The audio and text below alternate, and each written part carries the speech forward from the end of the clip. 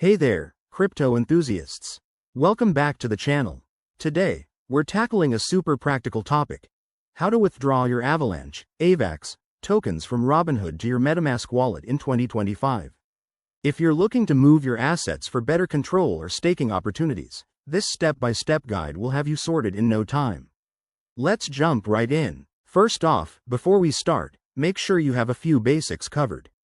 You'll need a Robinhood account with some AVAX in it, the Metamask extension or app installed on your device, and your Metamask wallet set up on the Avalanche network.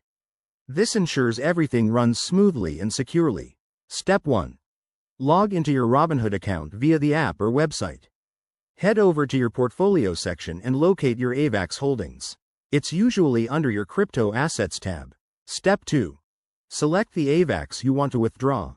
Look for a Withdraw or Transfer Out option next to it. Robinhood might prompt you to confirm your identity or review your settings here.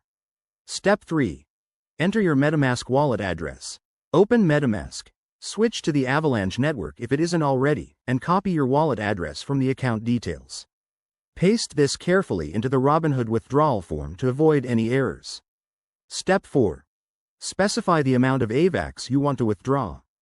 Double-check for any fees. Robinhood and the blockchain might charge a small amount. Once you're happy, hit confirm to initiate the transaction. Step 5. Wait for the transaction to process. This could take a few minutes to an hour, depending on network congestion.